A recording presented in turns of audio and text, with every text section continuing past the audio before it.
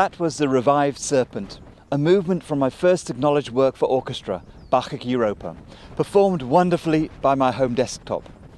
The music tells a modern version of the myth of Arachne, the talented weaver who, despite her mortality, challenged the goddess Athena to a weaving contest and suffered the consequences. I've come with my music and my family to another spot in the Thuringian Forest, this time to Bergsee at Epistemic. The lake's surrounded on three sides by sheer cliffs. The area was used as a quarry until 80 years ago, and when the miners hit on a natural spring, the lake formed very quickly, supposedly within just a few days. It's near the Rennsteig hiking trail and, in my opinion, one of the most beautiful natural spots in the entirety of Thuringia. It seems a world away from matters pertaining to mind and nature, but perhaps not. The gods and goddesses are not limited to city tales, not at all. It's as appropriate a place as any to consider further how, when Weimar rejoined the mainstream of intellectual thought after the fall of the Berlin Wall, the orthodoxy describing mind and matter was that of functionalism. The notion that mind is a function of the brain, just as a pumping of blood around the circulatory system is a function of the heart, and just as output based upon input is a function of computer systems, leaves other issues open, including what are the mechanical operations driving the mind's ability to take input, to process it, and to give output? How does the mind machine work? The orthodoxy in the late decades of the 20th century did not pertain to matters of biology or neuroscience, as the technology was not available, and, according to common opinion, still isn't. The question was an entirely abstract one. Fodor wrote in Scientific American in 1981, "The concept that the semantic properties of mental representations are determined by aspects of their functional role is at the centre of current work in the cognitive sciences. There's much to be said in its favour. It legitimizes the notion of mental representation, which has become increasingly important to theorizing in every branch of the cognitive sciences. Recent advances in formulating and testing hypotheses about the character of mental representations in fields ranging from phonetics to computer vision suggests that the concept of mental representation is fundamental to empirical theories of the mind."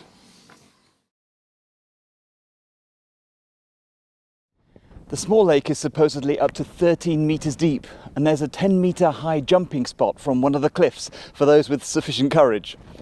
The water's a little chilly, but in midsummer it's fine for swimmers, and fine for bracing oneself for a hypothesis whereby the function of the mind, which is in turn a function of the brain, is to think, and that this thinking is to be done by a kind of semantic machine with different layers of quasi-mechanical operation. John Heil elaborated further. Think about states of mind as something like strings of symbols, sentences. Sentences can occupy one or another box in a functional system. Sentences can be moved into and out of particular boxes in response to what occurs elsewhere in the system. So I might further imagine that the mind incorporates a system of containers connected to an engine, and that each container holds two types of content. One is the propositional content, including thoughts such as Phil Armstrong's Bacchic Europa is in 7 movements, or the music is too loud. Each of these propositions has a subject, in this case the music, and a predicate, in this case being the 7 movements or being too loud. The container also holds a second type of content, attitudinal content, which is a belief stance. For instance, if I say, I believe that the music is in 7 movements, or I desire that the music is less loud, then the attitudinal content is belief and desire respectively. It's important to note that the propositions are not necessarily the sentences themselves, but rather the meaning of those sentences. For instance, if I ask, please can you pass to me the CD cover, I'm actually asking, please pass to me the CD cover. I'm not asking whether or not the other person has the ability to pass the CD cover. Furthermore, some sentences, such as the choir was late, have different meanings according to the context, and always the raw sentence is to be taken as only the medium for conveying the meaning, the thought. In this case, the choir was late could mean the choir missed their entry cue in the performance, or it could mean their arrival at the concert hall was delayed. Also, some sentences have the same propositional meaning, but are different raw sentences, such as the a cappella chorus enters on an upbeat, and the unaccompanied chorus begins on the anacrusis, have the same propositional meaning, but are different raw sentences.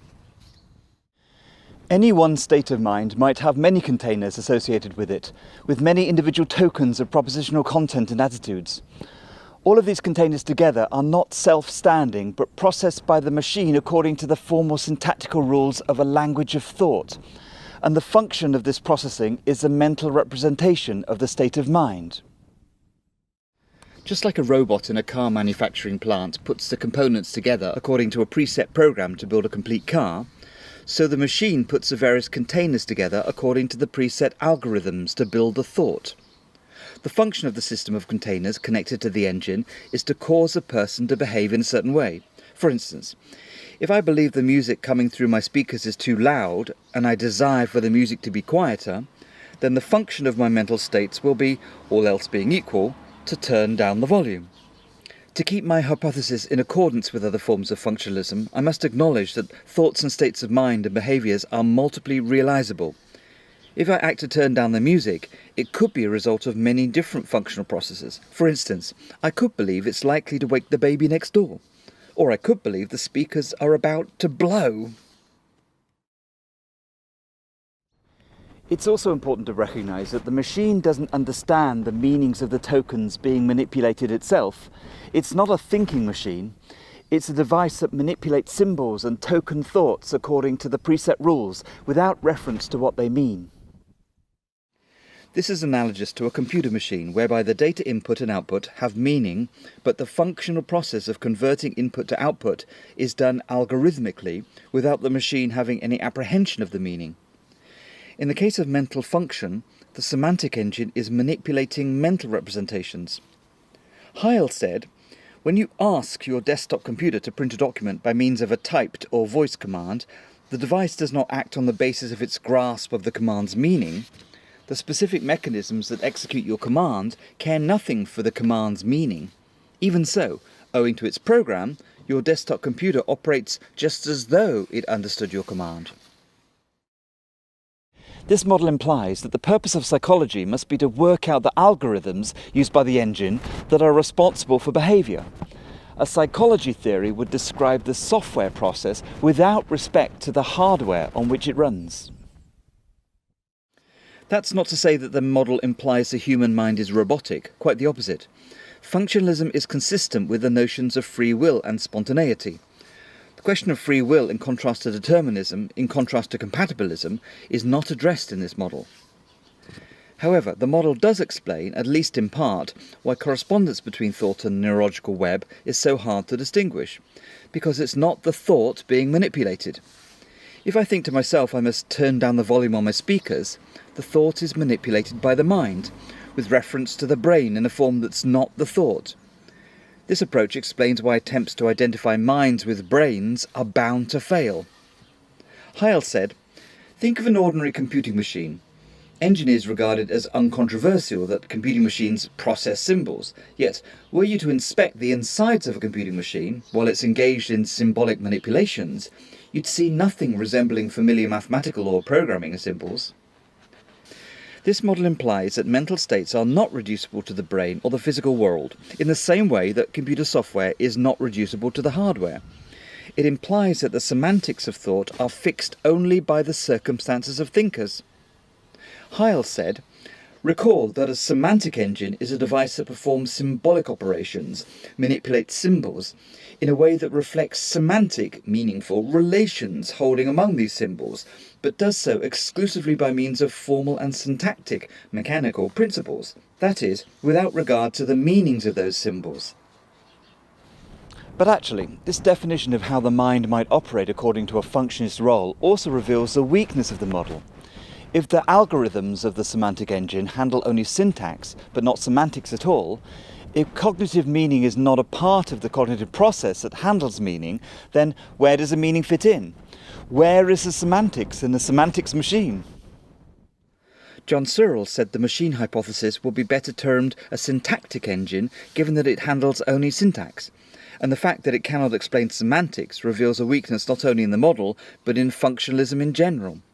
If the function of the heart is to pump blood, and the function of the mind is to handle a nervous system, including by way of mental states and consciousness, then how is it possible to describe the causality of this function?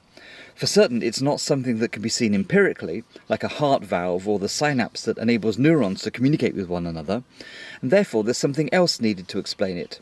To say the mind is a functional system is, in itself, an inadequate description. It leaves something out. I've come a short distance across the Ebertswiese and the Spittetal Valley with its ponds and rocky slopes to the biggest natural waterfall in Thuringia, the Spittetal. Actually, it's very small. At 23 meters from top to bottom, it's insignificant compared to the alpine equivalents in the south of Germany, but it's still a pleasant spot in the woods. Indeed, it's a qualitative pleasantness, the aesthetic experience of mind, which is left out from this functional modelling.